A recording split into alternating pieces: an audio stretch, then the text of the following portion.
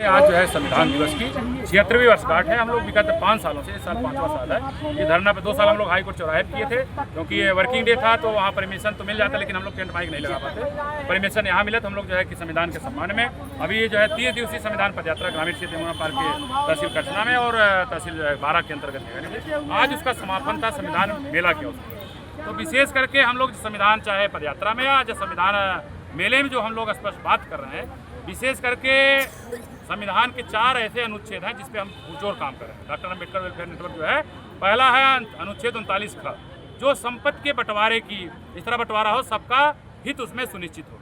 देखा जाए कि हम पैदा होते हैं भूमिहीन होकर पैदा होते हैं, लेकिन तथाकथित व्यवस्था के लोग जो पैदा होते हैं 100 बीघा काश्तकार होकर पैदा।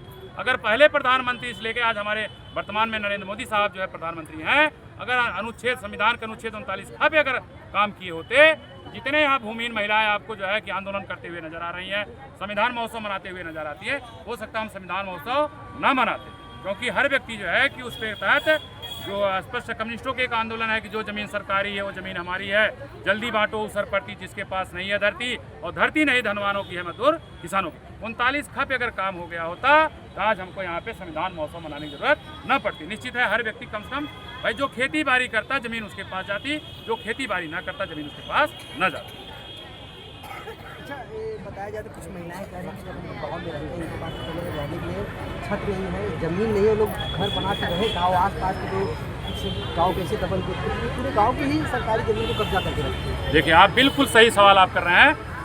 पहले हमने आंदोलन की जो प्रक्रिया है पहले गंगा पार से, लेकिन गंगा पार का मैदानी पार्ट है, लोग हमारे अनुसूचित जाति या ओबीसी समाज के लोग को थोड़ा हल्का से, ज़्यादा नहीं, थोड़ा संपन्न। लेकिन यमुना पार के जब हमने देखा जाए 2007 से जो शंकरगढ़ का पाठा क्षेत्र हो, चाहे कोरांव का क्षेत्र हो, चाहे मेजा हो, ऐसे क्षेत्रों में जब हमने क्या है कि जब कैडर देते थे तो हमें स्पष्ट पहले बताते नहीं थे कहाँ रुकना है। उनकी वास्तविक स्थिति जाने के लिए हम रात के 9 बजे जिसके पीठ फात रख देते उसी के यहाँ खाना है।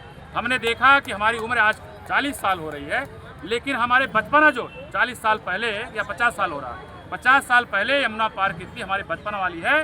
लोग एक बार सुबह अगर बना लिए मतलब शाम को भी फिर वही भोजन बना लिए। ये 100% मैं गारंटी के साथ कह रहा हूँ, अगर किसी भी बस्ती में 100 लोग हैं उसमें 60 परिवार आपको ऐसा मिल जाएगा जो 10 साल पुरानी रजाई अभी उड़ने का काम करेगा। हमारे पास पैसा नहीं है कि हम रजाई धुला सके या रजाई नहीं बनवा सके।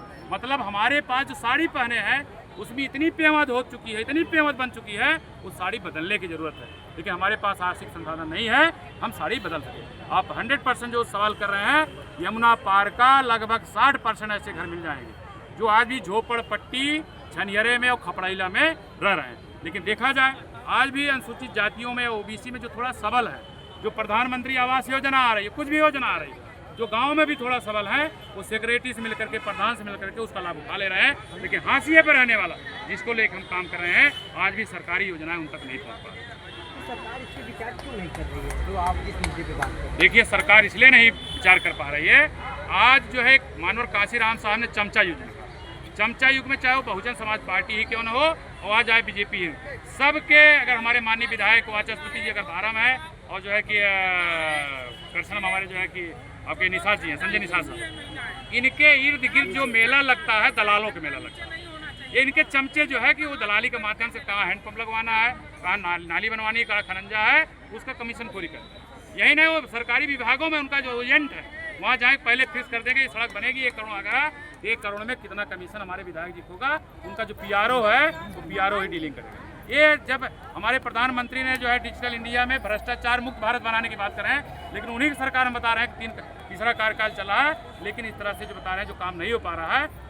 सरकार अपने गिरेबान में झांक के देखे, अगर उनके इर्द गिर्द जो दलाल चमचा ऐसे घूम रहे हैं उनकी समाप्ति कर दे और मौके विधायक जाए, जैसे हम गांव-गांव में जाके सर्वे कर रहे हैं। वोट लेने के लिए आप तो पैर छुआ माता जी, हाँ दादी, अरे भाई जब विधायक आप बन जाते हैं, जब सांसद बन जाते हैं, आप गांव में जाकर सर्वे करिए, देखिए आपने जो वेलफेयर स्कीमें आपने गांव पहुंचाई, वास्तव में जो उसका पात्र व्यक्ति है उसको मिल पाया कि नहीं।